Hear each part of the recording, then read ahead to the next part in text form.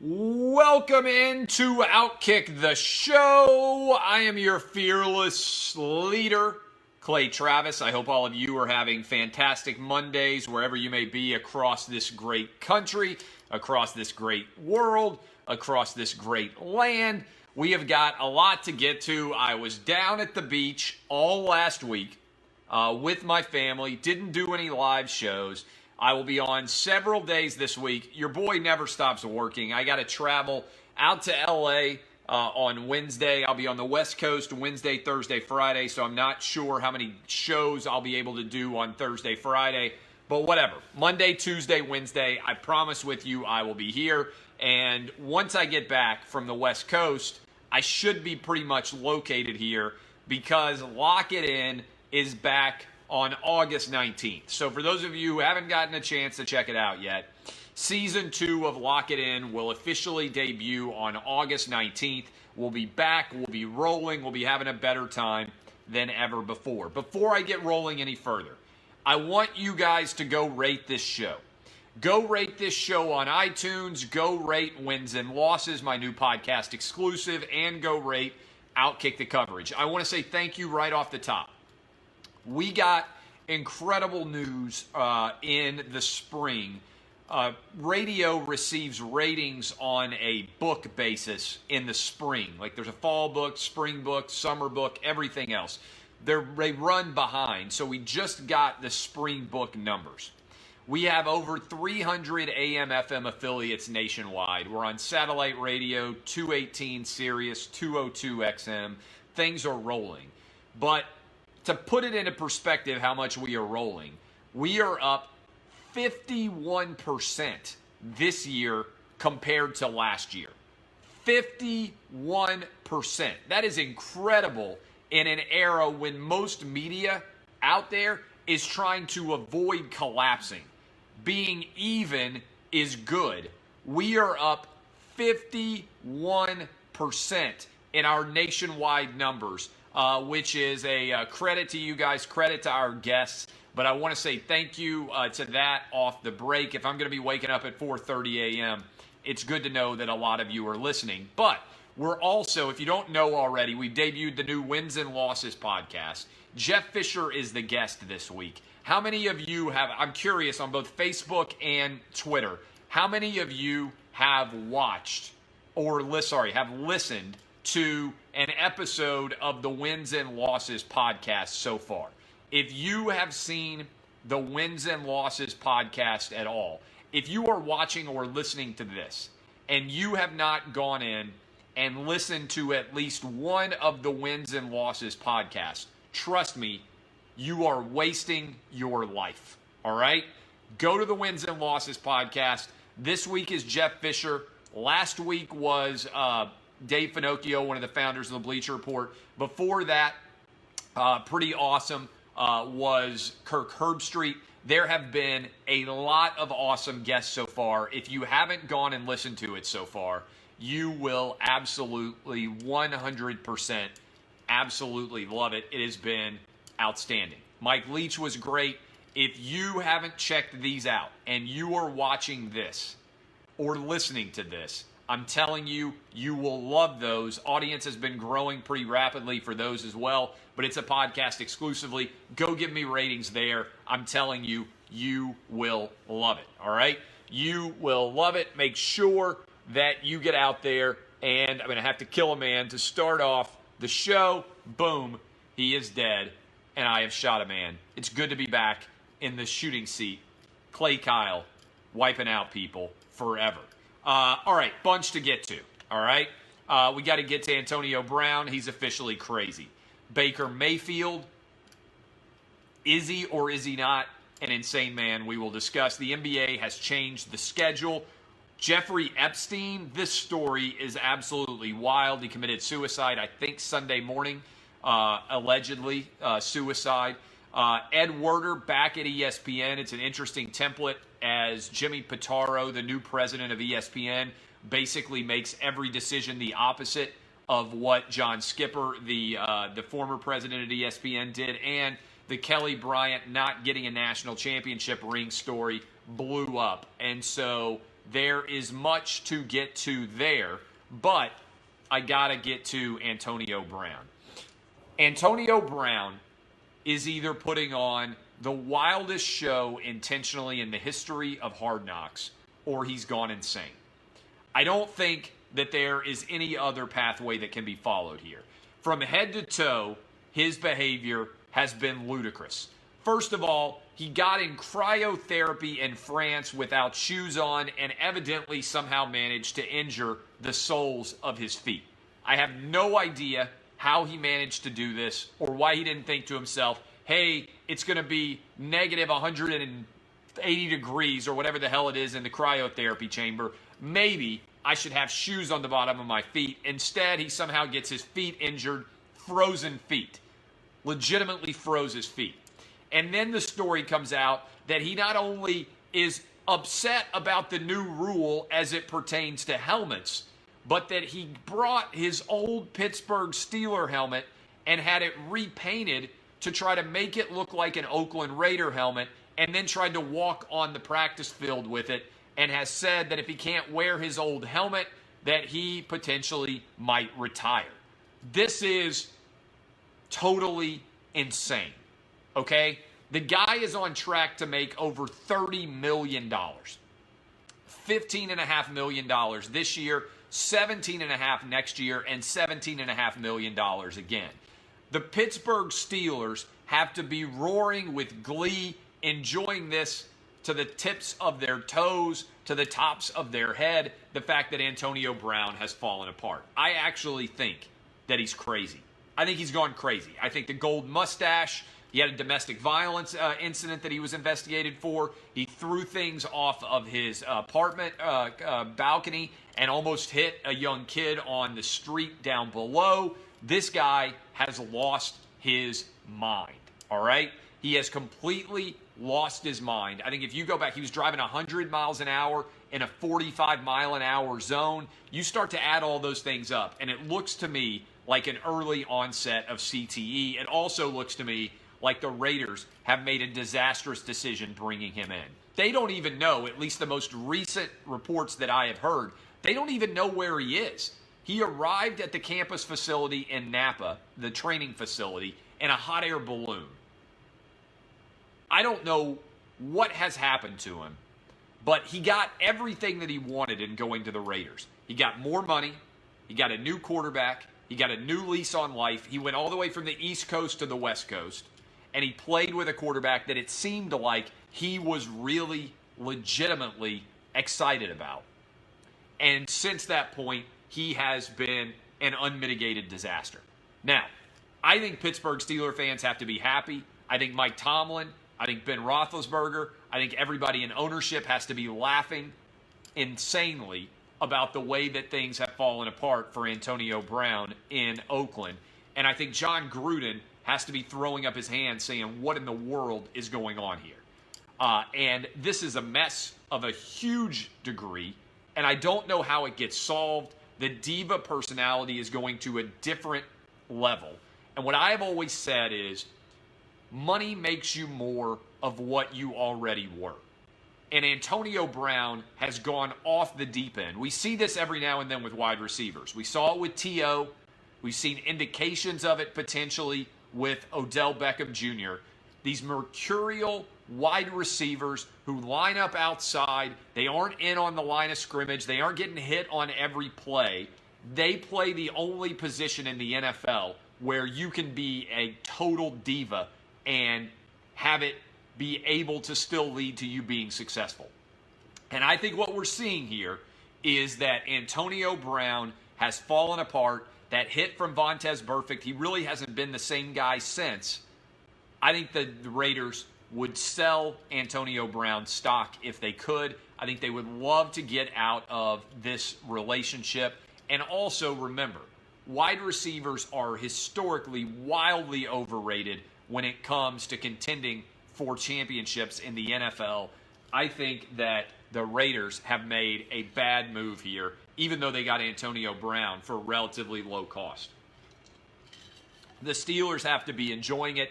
I thought the wildest thing associated with this was, do you remember when we saw the Antonio Brown's kid said, "Where's Roethlisberger?" I thought that was maybe the most interesting part of what was a relatively boring initial Hard Knocks. And we'll talk about this a little bit tomorrow. But Hard Knocks is actually in a really difficult situation. What in the world are they going to do about Antonio Brown? It's by far the number one story. But remember, Hard Knocks gets to edit everything that goes out. It's state-sponsored news. So they review everything before it actually goes out to the public. All the PR staff gets to review it and everything else. Will Hard Knocks actually cover this or not? We'll see on Tuesday night. I'll be watching. Baker Mayfield. We live in the era where basically you are Tom Brady and Peyton Manning or Russell Wilson or Drew Brees. The most successful quarterbacks in the NFL essentially carry themselves like they are CEOs. They don't really say that much controversial. They put themselves in as businessmen. They show up. They put in all of the work. They carry briefcases effectively to work, and that has translated to championships. Doesn't mean that everybody has to behave the same way that Russell Wilson, the same way that Tom Brady, Peyton Manning, and Drew Brees, for instance, have all carried themselves as guys who have all won Super Bowls in recent history in the league. But it does mean that by and large, if you are going to break the mold, you are taking a risk. Baker Mayfield is behaving like a rock star quarterback. The decision to grab the beer and do what he did when he grabbed the beer and he immediately shotgunned it in the Indians stadium, I loved. I thought it was pretty funny. I thought it was engaging. I thought it was definitely outside the bounds of normal quarterback behavior. But it also puts more of a target on Baker Mayfield's back. The Browns are either going to be a tremendous start out of the gate. They are going to put up huge numbers. They're going to win. They're going to be exhilarating to watch, or they're going to fall flat on their face because they got a rookie head coach, because they got a second-year quarterback who now everybody can game plan for, because they got a diva wide receiver in Odell Beckham Jr. who's going to expect the ball immediately and immediately is going to blame everybody else if they don't win. And Baker Mayfield is trying to break the paradigm, shift it for what a successful quarterback can do. I'm a little bit leery of it. I'm also leery of it because when that video went out from the Cleveland Indians, I clicked on Baker Mayfield's profile and I realized he blocked me on Twitter. Now, there are a lot of thin-skinned people who have blocked me on Twitter.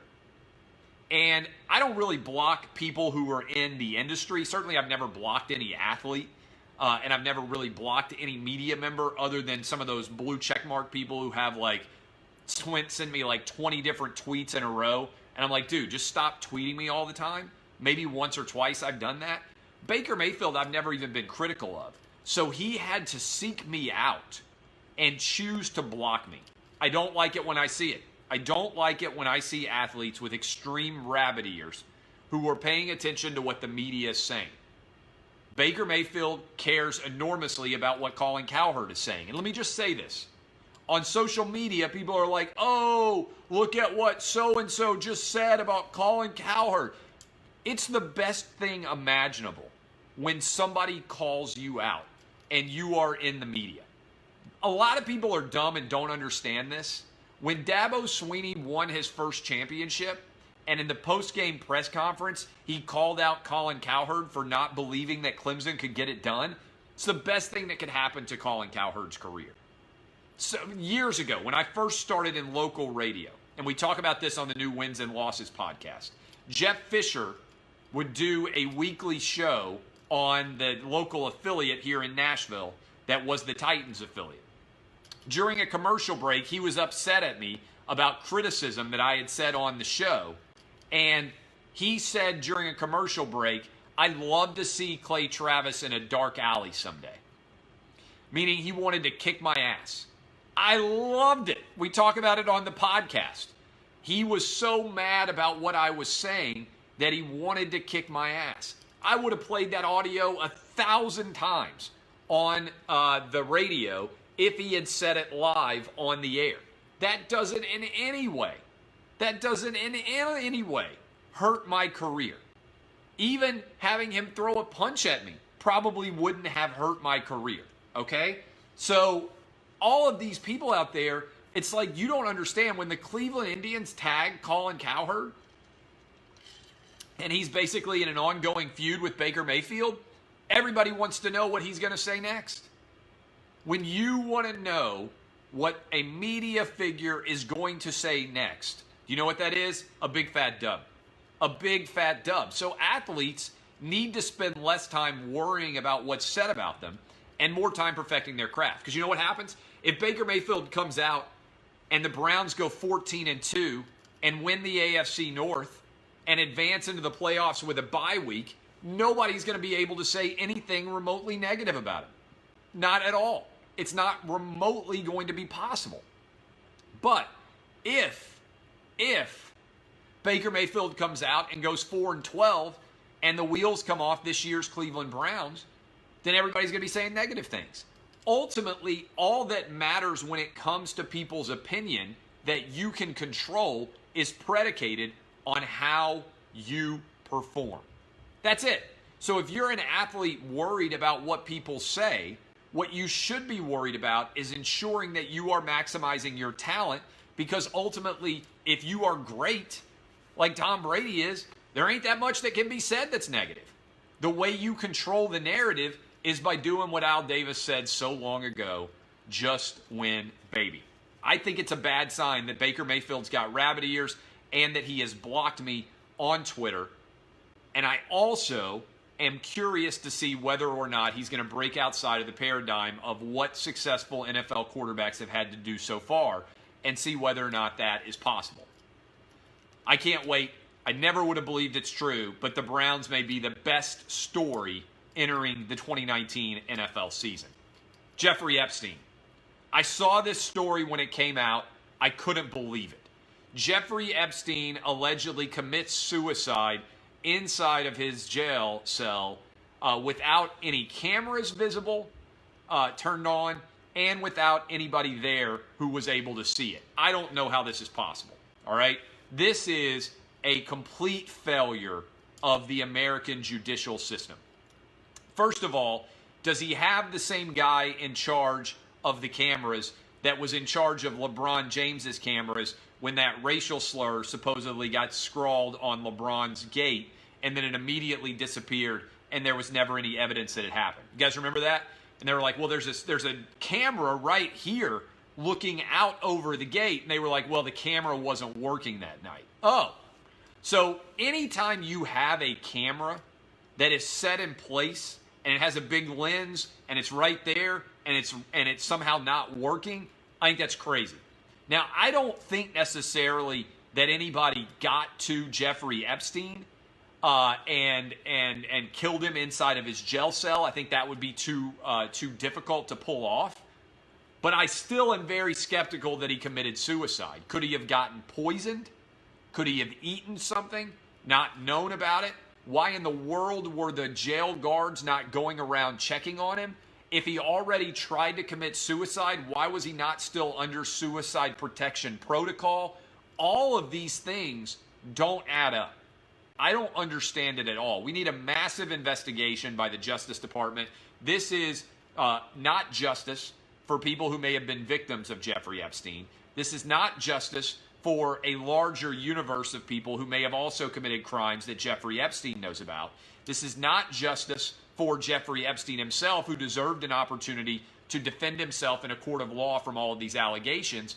Allowing a prisoner to kill himself in federal custody is totally unacceptable. Totally unacceptable and incredibly suspicious. Whether you believe that it was a real suicide or not, I need to see this investigated in an incredibly thorough manner. I need everything to be public. I actually think this is a situation where there should be some sort of inquest where Everybody who's a witness is interviewed live with everybody being able to watch, almost like congressional testimony.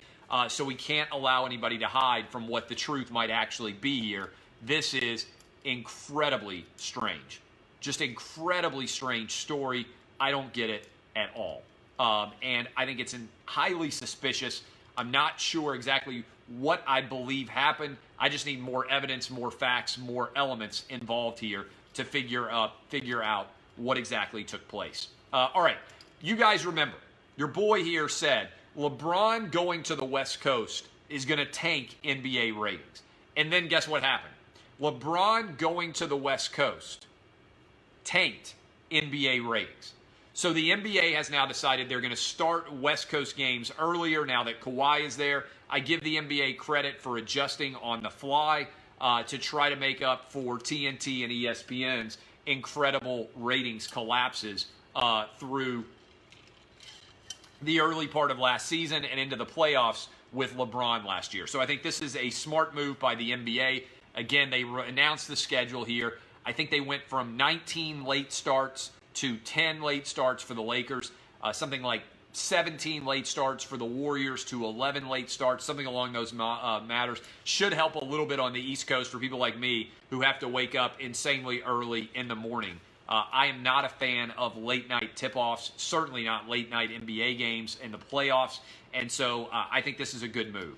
All right, speaking of good moves, have you noticed how the new president of ESPN, Jimmy Pitaro, has basically entered ESPN and immediately erased every decision that former President John Skipper made? Whether it was changing ESPN Sports Center, whether it was trying to emphasize the woke culture, whether it was politics all the time.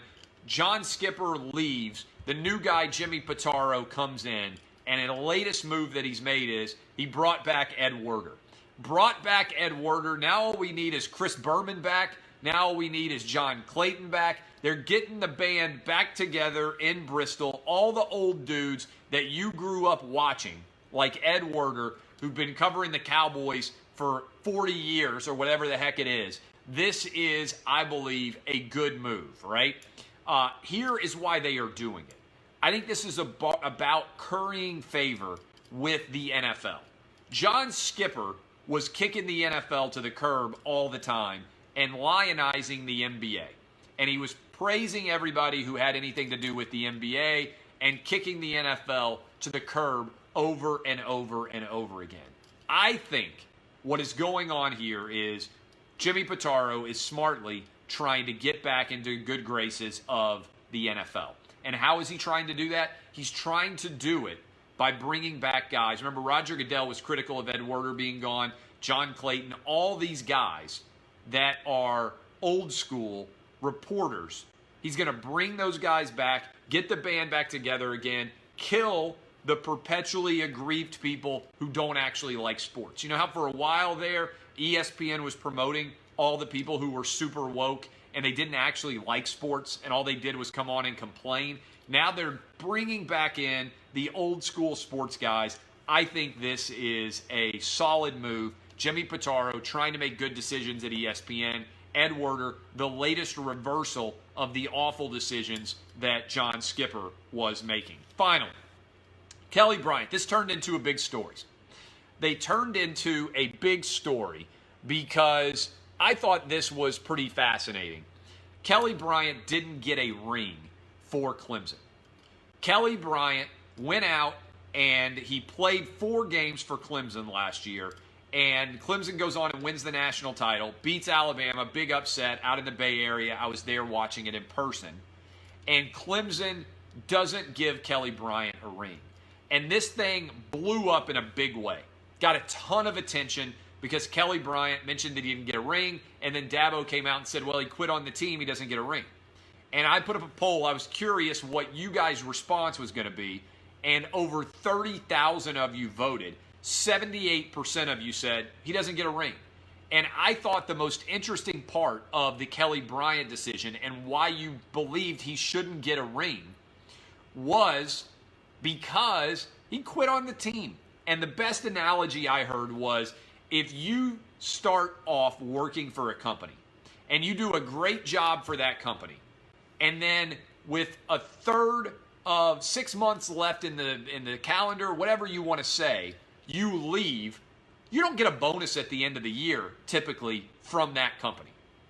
You leave and you go elsewhere. If the company meets its goals and the sales goals are met and everything goes perfect, you don't get a ring, which is in football. You don't get the bonus in the world of business.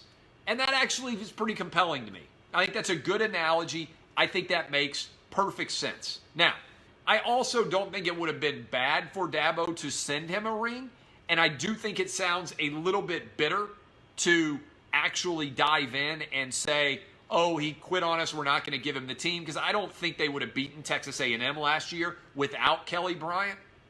But it is, I think, a good decision according to the masses of all of you. And I think Dabo shouldn't be criticized at all for this. If anything, I thought it was pretty brave of him to come out and draw attention to it. To his credit, Kelly Bryant hasn't said, hey, I feel like I deserve a ring.